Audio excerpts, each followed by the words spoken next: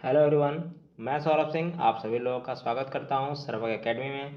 आज की क्लास में हम राज्य व्यवस्था में भाग 3 को देखेंगे। इससे पहले हमने 2 क्लास देखा है, भाग 1 एवं भाग 2, जो कि हमारे प्लेलिस्ट में अवेलेबल है।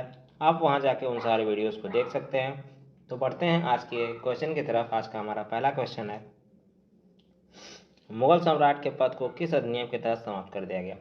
तो इसका राइट आंसर है ऑप्शन नंबर 4, भारत शासन अधिनियम 1858 के तहत मुगल सम्राट के पद को समाप्त कर दिया गया। आपको पता है कि भारत का पहला स्वतंत्रता संग्राम वर्ष 1857 में हुआ था, जो कि मुगल सम्राट के नेतृत्व में किया गया था।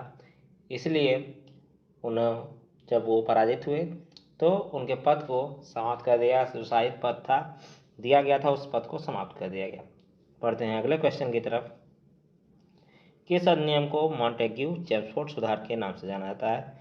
तो इसका राइट आंसर है ऑप्शन नंबर 2, भारत शासन अधिनियम 1919 को मॉन्टेग्यू चेम्सफोर्ड सुधार के नाम से हम जानते हैं। बढ़ते हैं नेक्स्ट क्वेश्चन की तरफ।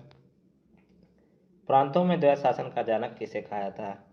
तो इसका राइट आंसर है ऑप्शन नंबर 1, लियोनस कार्डियस को प्रांतों में द्वैत शासन का जनक कहा जाता है। हम आपको बता दें कि भारत शासन अधिनियम 1919 के द्वारा प्रांतों में द्वैत शासन की शुरुआत की गई थी।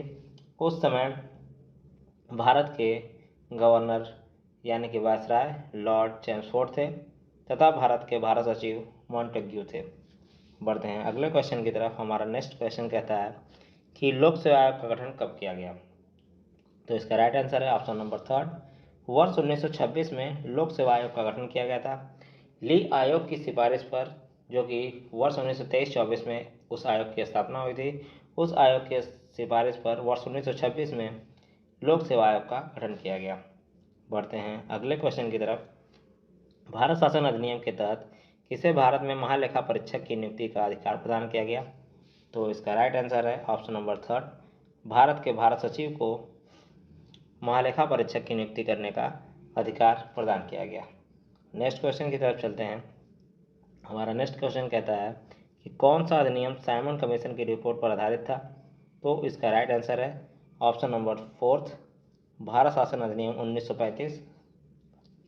यह अधिनियम वर्ष 1935 में पारित हुआ था साइमन कमीशन की रिपोर्ट पर, और इस अधिनियम में कुल 321 अनुच्छेद तथा 10 अनुसूचियाँ थी। बढ़ते हैं अगले क्वेश्चन की तरफ। हमारा नेक्स्ट क्वेश्चन है, किस अधिनियम के द्वारा सांप्रदायिक आधार पर सिखों, भारतीय ईसाइयों, आंग्ल भारतीयों तथा यूरोपियों के लिए पृथक निर्वाचन का विस्तार किया गया?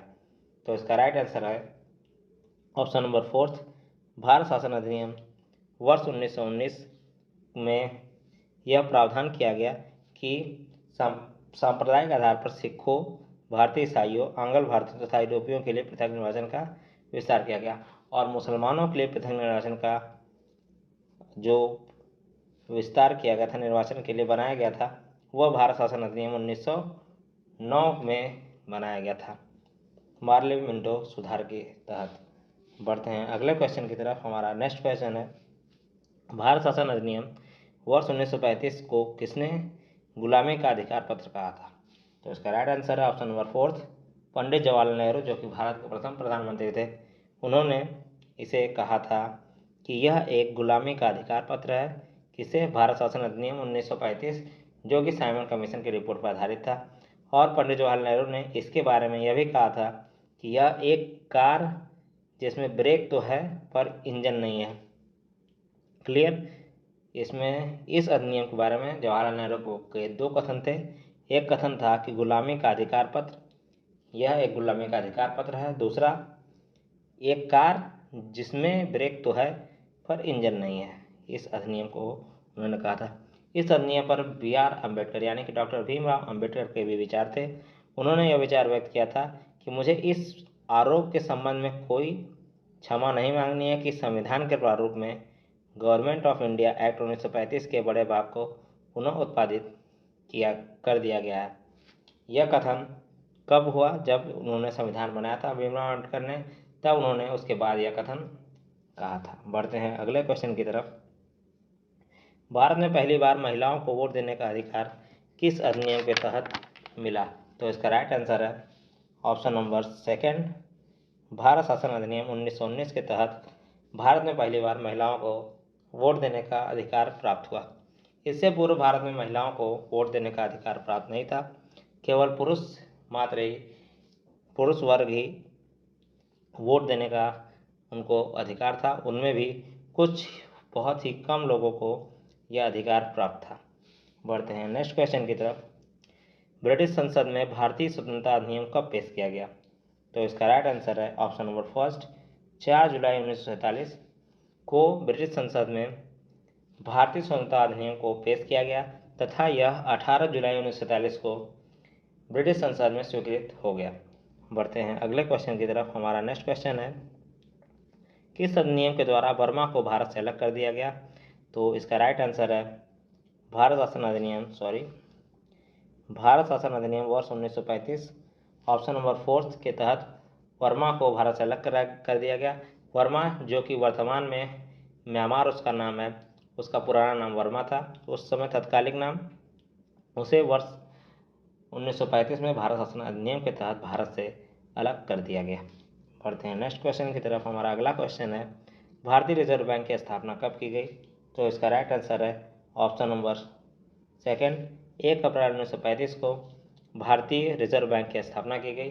भारतीय रिजर्व बैंक अधिनियम जो था वर्ष 1934 में आया था तथा हम आपको बता देते हैं कि 1 जनवरी 1949 को भारतीय रिजर्व बैंक के क्या किया गया, राष्ट्रीयकरण किया गया तथा इसके पहले अध्यक्ष थे, स्वतंत्र भारत के पहले अध्यक्ष कह सकते हैं, या फिर हम कह सकते हैं कि पहले भारतीय अध्यक्ष कौन थे? तो सी.डी. देशमुख की। अगर 2 क्वेश्चन आपसे पूछा जाए कि स्वतंत्र भारत के प्रथम भारतीय गवर्नर जनरल कौन थे, तो सी.डी. देशमुख थे। और अगर पूछा जाए प्रथम भारतीय गवर्नर जनरल कौन थे, तो भी सी.डी. देशमुख ही थे। और पहले गवर्नर कौन थे? तो ए.ओ. स्मिथ थे। और हम आपको बता दें कि आम बजट तथा रेल बजट को अलग किया गया था, जो कि अगला क्वेश्चन हमारा है। अगला क्वेश्चन देखिएगा। अगला क्वेश्चन कहता है कि आम बजट तथा रेल बजट को कब अलग किया गया? तो इसका राइट आंसर है ऑप्शन नंबर फर्स्ट वर्ष 1924 में आम बजट को रेल बजट से अलग किया गया। यह अलग करने के एकवर्ष समिति की सिफारिश थी। एकवर्ष समिति ने सिफारिश किया था कि आम बजट को रेल बजट से अलग कर दिया जाए और पहला बजट वर्ष 1860 में 7 अप्रैल को लॉर्ड कैनिंग के द्वारा पेश किया गया था। बढ़ते हैं नेक्स्ट क्वेश्चन की तरफ। हमारा अगला क्वेश्चन है, भारतीय स्वतंत्रता अधिनियम 1947 को लागू होने से पहले किस जिले ने जनमत संग्रह में पाकिस्तान के पक्ष में मत किया था? तो इसका राइट आंसर है ऑप्शन नंबर फर्स्ट सिलहट जिले ने 1947 भारतीय स्वतंत्रता अधिनियम को लागू होने से पहले ही जनमत संग्रह किया था तथा वो पाकिस्तान के पक्ष में अपना मत दिए थे। तो आज की क्लास में हम इतना रखते हैं। मिलते हैं नेक्स्ट क्लास में नेक्स्ट वीडियो के साथ, नेक्स्ट टॉपिक के साथ। तब तक के लिए धन्यवाद। Thank you very much.